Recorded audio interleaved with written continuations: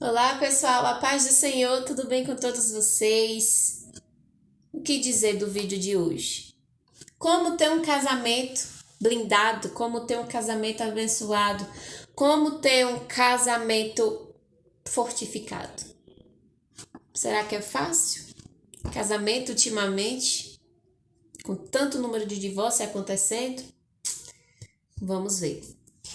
Bom, vocês já sabem que a temática aqui do nosso canal é cristianismo puro.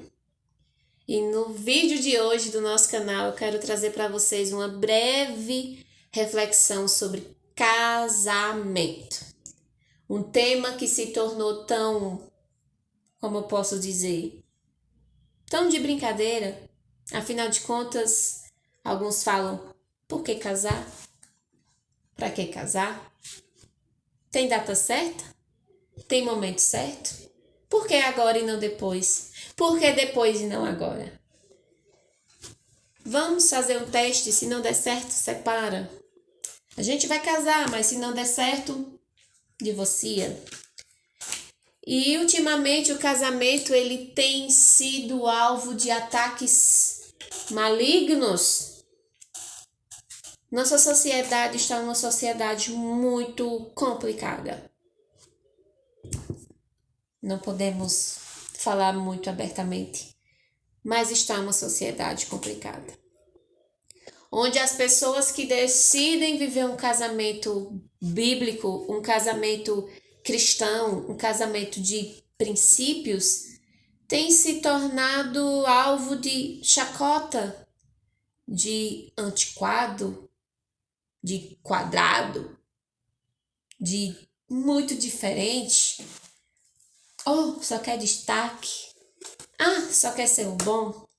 Só querem ser os santos. Como tem sido complicado. Além das dificuldades que todo casamento naturalmente vai passar, ainda tem uma sociedade pesada que insiste em cair em cima de um casamento.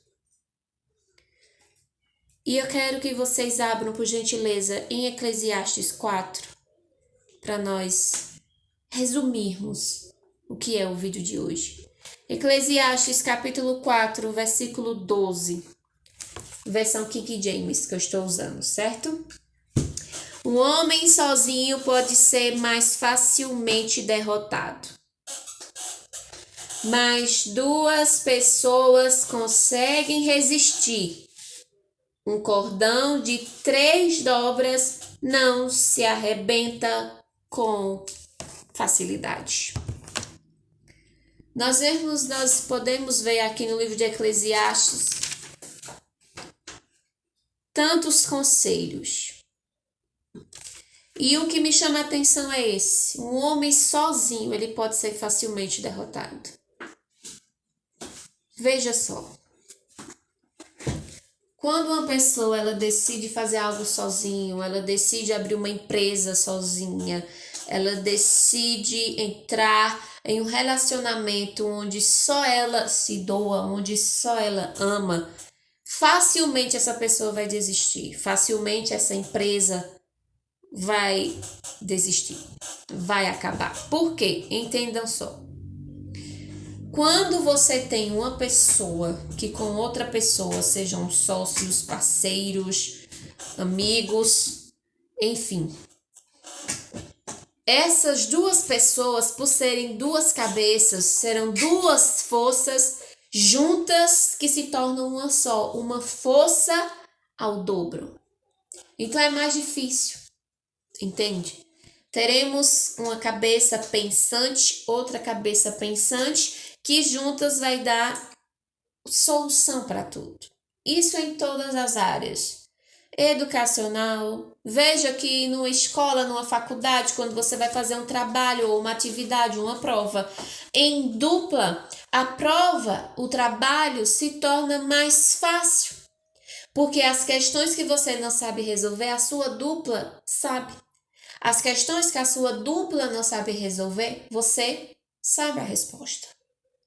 Então se torna mais fácil. Apesar de ter aquela dificuldade daquela prova de 15, 20 questões, Mas quando você divide meio a meio, as que eu sei eu respondo, as que você sabe você responde, e a gente junta as que nem eu nem você sabe, mas as duas cabecinhas ali, a dupla pensando junta, vão conseguir chegar a um consenso e responder toda aquela prova e, consequentemente, atingir uma boa nota.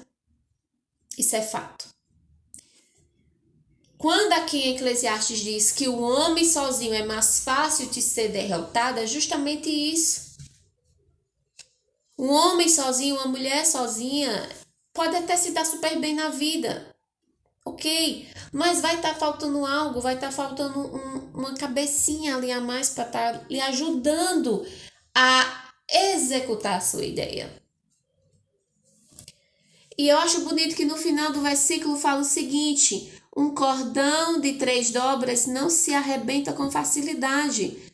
2 pessoas conseguem resistir melhor. 2 pessoas conseguem resistir melhor. E na nossa sociedade atual, o casamento virou algo banal, algo ultrapassado. Mas eu quero dizer para você, como cristã, como uma mãe, como esposa, né? Eu sou casada. Eu quero dizer para você o seguinte: Deus é o Deus do casamento.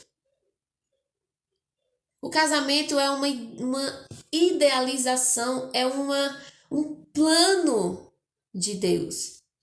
Não deixe o seu casamento acabar por uma crise.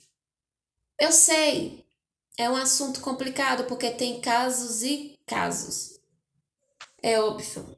Tem casos que eu não sou a favor de você continuar numa relação onde você só está sendo maltratado ou maltratada, que é uma maioria dos casos.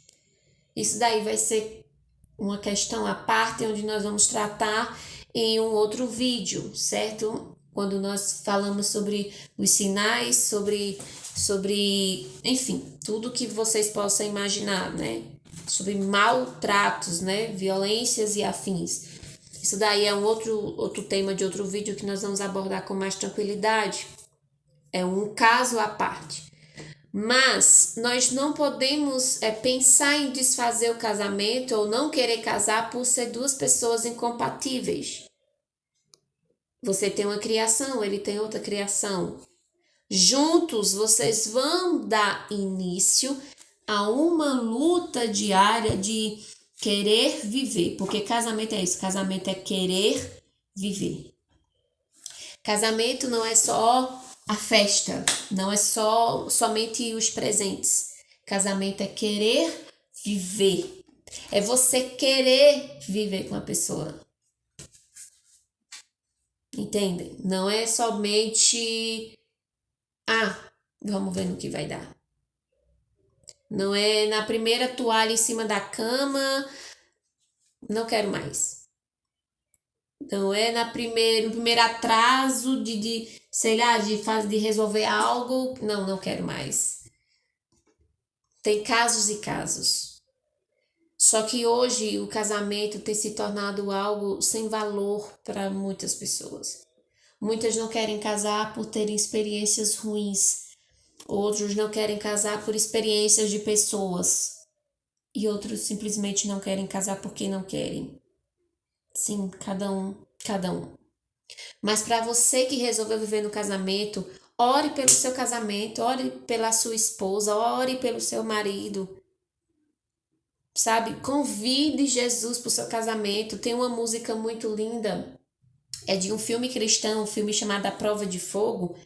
Tem uma música que fala assim: o casamento não é uma luta, mas vale a pena lutar pelo casamento. O casamento deve ser um ponto de paz, não de guerra. Deve ser algo bom de se viver, apesar das dificuldades, das discussões que devem ter, porque são 2 pessoas. Mas essas discussões não podem ser levadas, né, estendidas, entende? E a música, ela fala também assim: se alguém quiser sair por qualquer motivo que seja, por causa de uma toalha que deixou em cima da cama, ou de um sapato no meio da casa, que você pode resolver com uma conversa, enfim, coisas mais simples, eu digo, certo? Peça que Deus envie anjos para que guardem a porta da sua casa, para que guardem o seu casamento. Um casamento hoje, para nós cristãos, ele tem que ser muito pensado antes de casar, lá no namoro, no noivado.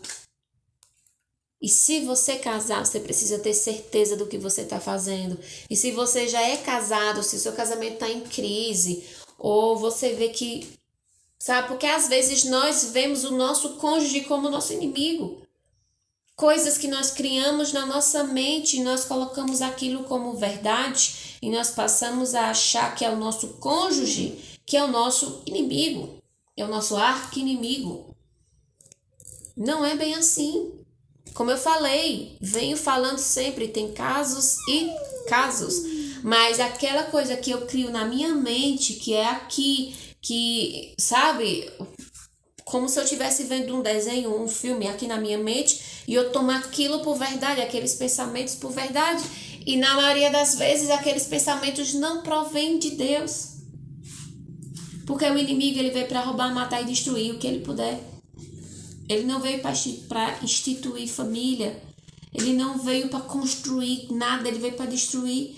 E às vezes eu dou ouvido àqueles pensamentos loucos que vêm na minha mente e eu passo a ver o meu cônjuge como o meu inimigo, eu passo a ver minha família como meus inimigos, os meus filhos. E não é bem assim. É por isso que lá em Efésios diz, você precisa ter toda a armadura de Deus na sua vida para que você não sucumba aos pensamentos, aos dardos inflamados.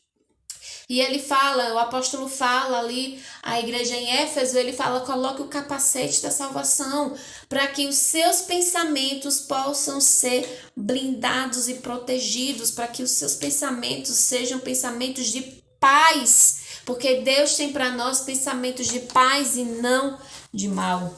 E ele começa a falar, coloque toda a armadura, o capacete, o cinto, a couraça da justiça. Pegue a espada, que é a palavra, e calce os pés e tudo isso. Então, nós temos que levar isso para nossas vidas, principalmente se nós somos cristãos e se o nosso cônjuge também é cristão.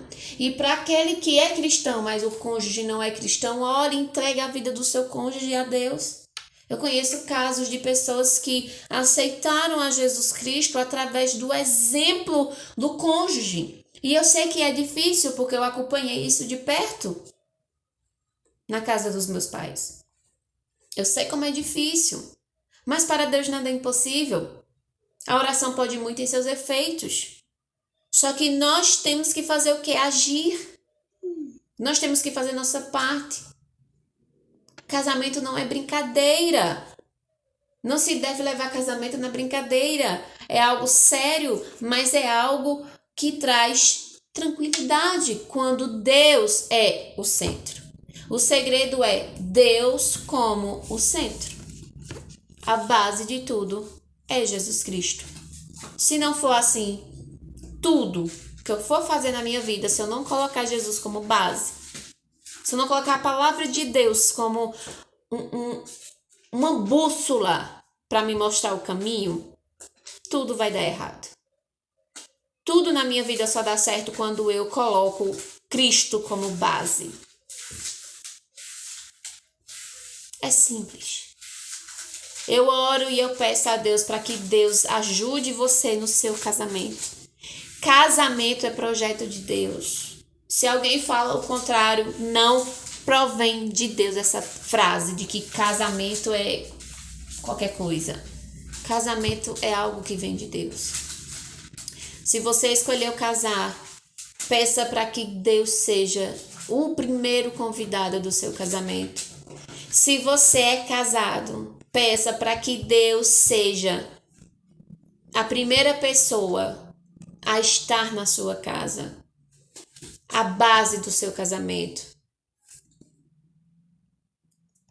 E eu encerro o vídeo de hoje com isso. Que Deus possa te dar sabedoria O homem sozinho é fácil de ser derrubado. O homem acompanhado é mais fácil de conseguir vencer. Um cordão de 3 dobras não se rompe. Que Deus abençoe você. Que as palavras de Eclesiastes 4 sejam sobre a sua vida. Que as palavras de Efésios 6 sejam sobre a sua vida. Que Deus te guarde, que Deus te abençoe. E que Deus abençoe o seu casamento. Casamento é projeto de Deus. Um beijo. Que Deus te abençoe.